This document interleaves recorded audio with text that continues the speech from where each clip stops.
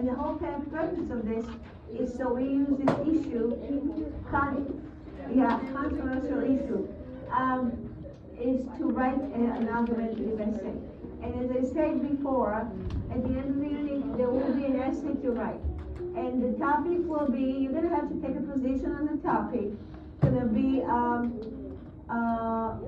should people be allowed to own wild animals as pets? And it's very controversial because some people are really scared of these animals, and some people just love them. They want to have them as pets. And there were some incidents where people got injured, neighbors or kids in the area that really thought it's a little puppet they could play with, and they pushed them and bitten and things like that. So should we allow people to have them as pets, or should we not? Now, when we talk about this controversy, we are not just going to say yes or no. We're going to say yes because 1, 2, 3. Oh no, because 1, 2, 3, right? And we need to have textual evidence to support it. In this unit, you will have a lot of reading selection that presented in both ways. And you're going to select your position and select the evidence to support your position to convince the reader that you are correct and they should side with you. Alright? That's how we write an argumentative essay. Now, it's not much different than the regular informative essay that we wrote, that is divided to 5 paragraphs, introduction, body, and conclusion. Argumentative essay will have the same structure, but the content will be different, right? Because you know we have to position and introducing and convince everybody to share with us. So it has to be a little bit straight to lift your head up all the way straight. All the way. Alright, so we're going to go on, and we are going to open our books. What page is it? 331. 331. Yeah, it's going to be, you're going to like it. And as we go, you're going to pay attention to the notice and note. Okay?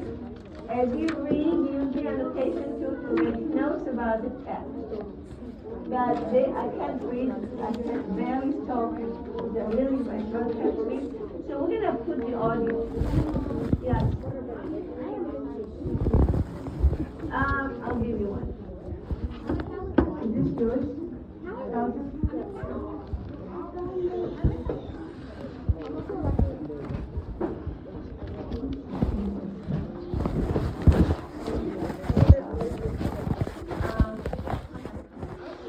Alright, are you ready? Open your book, please. 331. Come on, 331, you can head up all the way. I know, when I do that, I fall asleep, and I believe you will. Alright, let's go. Here we go. From Animal Snoops, The Wondrous World of Wildlife Spies. Informational text by Peter Christie. Presenting the bird-brained burglar bust. The house in Memphis, Tennessee sat empty. The coast was clear for a robbery. Quickly and secretively, the 3 young burglars checked the windows and doors and found a way in. They piled up computers, DVD players, and other electronic equipment. The thieves talked as they worked, paying no attention to the parrot, nearly motionless in its cage. Only when the crooks were ready to make their getaway did the bird finally pipe up. JJ, it said plainly. JJ, JJ. Marshmallow, a 6-year-old green parrot, had been quietly eavesdropping, and the private eye parrot had learned a thing or two, including the nickname of one of the robbers, JJ. The burglars fled, but soon realized that the parrot knew too much. They were afraid the bird would stool on them, said Billy Riley, a local police officer. When the thieves returned to the crime scene to nab the bird, police captured them. The Memphis crooks hadn't counted on Marshmallow's talents as an eavesdropper. Why would they? Few people imagine that animals can be highly skilled spies and snoops, yet nature is filled with them. More and more, scientists are discovering that creatures, from bugs to baboons, are experts at watching, listening, and prying into the lives of other animals. While Marshmallow's eavesdropping helps to foil human criminals, wild spies work for their own benefit.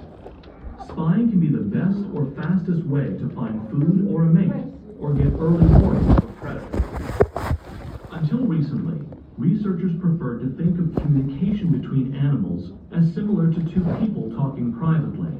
But wildlife sounds and signals are often loud or bright enough that it is easy for others to listen in.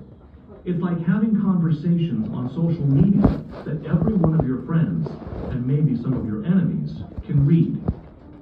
Animal messages are often detected by audiences that were not meant to get wind of them. Hungry gopher snakes, for example, use foot drumming signals between kangaroo rats to locate a snaky snack. Female chickadees listen in on singing contests of territorial males when choosing a mate. Biologists call it eavesdropping. It sounds sneaky, but it works well. And some animals are doubly sneaky, changing their behavior when they expect to be overheard. The animal communication network is far more complicated than researchers used to believe. The stakes in wild spy games are high. Eavesdropping can determine whether animals mate, find a home, or enjoy a sneaky life instead of meeting sudden death. It can reveal whom they should trust and even affect the evolution of songs and signals. Naturally clever secret agents learn things from snooping that help them survive and pass their genes to the next generation. It's one more tool that crafty creatures use to understand the world around them. The hungry spy, spying and prying predators. The path home was one the eastern chipmunk had traveled 100 times before, under the ferns to the narrow tunnel into his burrow. The small animal ran briskly through the quiet Pennsylvania forest. Suddenly, a flash and a sting. The startled chipmunk jumped. Dried leaves scattered. A sharp pain seared his haunches. Scrambling away, he glimpsed the motionless length of a timber rattlesnake. The ambush had succeeded. The deadly serpent had lain coiled and still for many hours, waiting. Even now, after striking, the snake was in no hurry. She would track down the chipmunk's lifeless body after her venom had done its work. Patience is among the most practiced skills of a rattlesnake. Snooping is another. Before choosing an ambush site, timber rattlesnakes study the habits of their prey. Using their highly sensitive, flickering tongues, the snakes use scent clues to reveal the routines of rodents and other tasty animals. Their tongues are so remarkable that they also pry into the hunting habits of other rattlesnakes. Sensing the difference between a recently fed rattlesnake and a hungry one, they use the clues to hide where another snake has died, and the hunting is likely to be successful. For many animals, snooping and spying can mean the difference between a full stomach and starvation. Some creatures, like the rattlesnake, spy on the habits of their prey. Others intercept private communication and think of the signals as a call to supper. Photinus fireflies, for instance, broadcast their mating messages with a light show.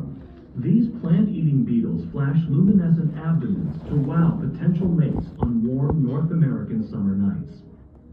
A bigger relative is named Photurus. They also blink biological tail lights during courtship, but are not always looking for a mate. These fireflies are predators that eat their smaller Photinus cousins. They spy on their blinking prey and follow the flashing beacon to a nighttime meal. In the still frigid early spring of northern Europe, a male moor frog begins his tuneless chorus. Waug, waug, waug. Not minding that the ice has barely loosed its grip on the pond edge, the frog has emerged from wintering beneath marsh-bottom mud. He's all set to attract female moor frogs the moment they wake from chilling months of sleep. Waug, waug, waug. Wham! With a lightning strike, the long, lance-like bill of a white stork jabs through the marsh grass, and snatches up the singing frog. In an instant, the tireless music maker becomes the dinner of a spy. White storks are master eavesdroppers. They rely on the songs of moor frogs to guide them when they're hunting. The birds are so skillful that they can stealthily follow frog sounds to within 2 or 3 strides of an unsuspecting singer. Some spies can intercept signals sent by plants. Bright flowers invite bees and other animals to come for a meal of pollen or nectar and to pollinate the plants at the same time. Scientists believe that the most symmetrical flowers, where each half mirrors the other like 2 sides of a face, help bees and birds recognize them as healthy, with top-quality pollen and nectar. But crab spiders are deadly spies. They love to eat honeybees and know all about this flower-bee communication system. These sneaky spiders build their bee-trapping webs next to good-looking, symmetrical blooms that bees are more likely to visit. Deep secrets overheard. Tick, tick, creak. In the eerie, deep water gloom off the coast of Norway, an enormous sperm whale makes mysterious noises before it abruptly rakes its toothy mouth through a school of swimming squid. Scientists believe the whale is using echolocation, in the same way bats use echoes of their ultrasonic chirps to see in the dark. The whale's ticks and creaks help it zero in on prey. But the sounds may also help distant sperm whales to find a good meal. The whale's echolocation sounds travel far, farther than the length of Manhattan Island. Sly sperm whales may eavesdrop to learn where another whale is hunting successfully and drop by for lunch. Live and let die, spying and prying to stay alive. The tiny antelope jerked his head up to listen. He was a Gunther's dik-dik, a miniature antelope no larger than a Labrador dog.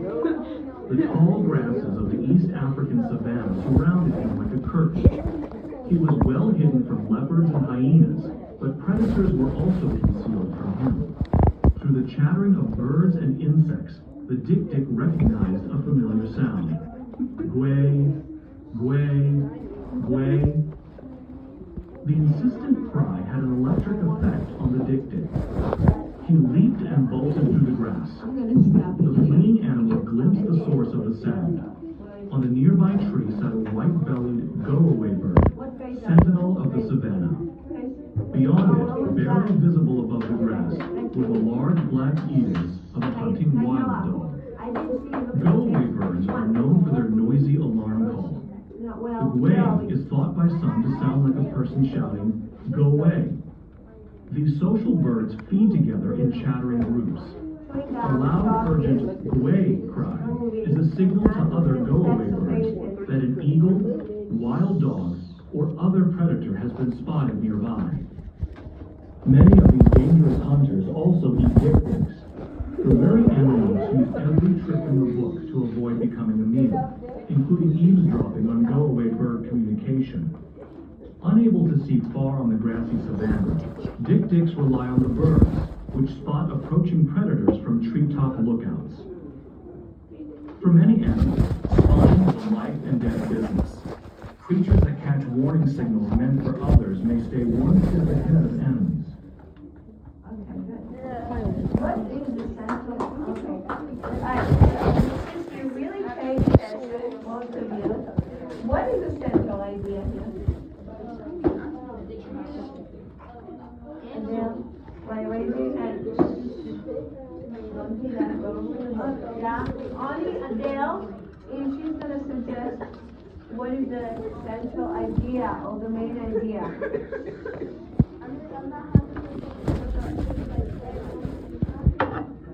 Animals eavesdropping. Interesting. How many of you think she might be right? We're all thinking together with her, right? She might be right? She might be right. Very good. Anybody else? Now, how do we know that? You want to explain that a little bit more, Kelly? Go ahead. The central idea is to tell how the animal can use the ability to see on an animal and to make on the prey and then eat the prey. For either preying others or protecting themselves. Very good. That's exactly what this whole article is about. A very good job, Kelly, excellent job. And now all these details, the supporting details are in the article. It was a long article, right? And it's like at the end of the day, it's hard to concentrate. I know, Isaac and, I'm gonna trigger Isaac. And Kainoa, but you really got to try. I know, you, no excuses. I know what was going on. Now, I want you to go back to the beginning and start answering those questions on the module. So we now know what this article is all about, and we can reflect back by answering the questions on the module. The first question on page 331 is, analyze, mark the subhead. First of all, we understand the structure. We definitely understand that, right? So we have a title, subtitle. What do you think this section would